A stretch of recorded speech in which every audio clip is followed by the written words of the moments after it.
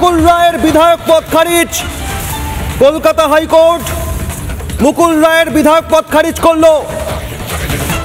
2021-এর বিধানসভা নির্বাচনে কৃষ্ণনগর উত্তর বিধানসভা কেন্দ্র থেকে প্রতিদ্বন্দ্বিতা করেছিলেন মুকুল রায়। দলত্যাগ বিরোধী আইনে বিধায়ক পদ খারিজ।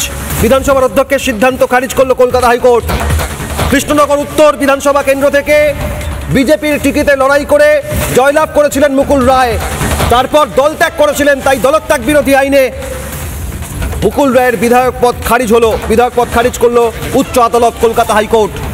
বিধানসভার অধ্যক্ষের সিদ্ধান্ত, রাজ্য বিধানসভার অধ্যক্ষ বিমান বন্দ্যোপাধ্যায় যে সিদ্ধান্ত নিয়েছিলেন মুকুল রায়ের বিধায়ক পদ বহাল রাখার সিদ্ধান্ত, তা খারিজ করে দিল কলকাতা হাইকোর্ট। মুকুল রায়ের বিধায়ক পদ খারিজ।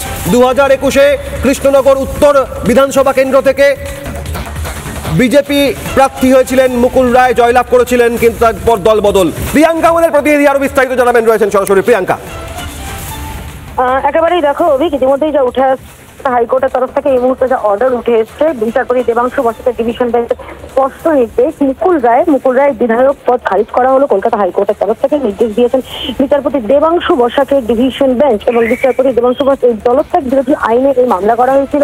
মামলাকারী ছিলেন বিরোধী দলনেতা শুভেন্দু অধিকারী, অন্যদিকে মামলা করেছিলেন অম্বিকা রায়।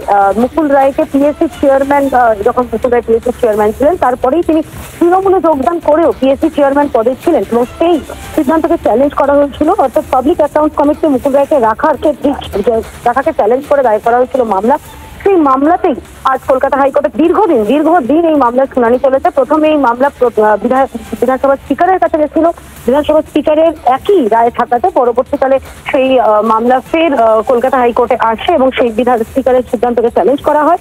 এবং তার পরবর্তীকালে আজ কলকাতা হাইকোর্টের তরফ থেকে যে রায় এসছে তা হলো মুকুল রায়কে ওই পদে বসানো নিয়ে স্পিকারের সিদ্ধান্ত বাতিল করা হলো কলকাতা হাইকোর্টের তরফ থেকে।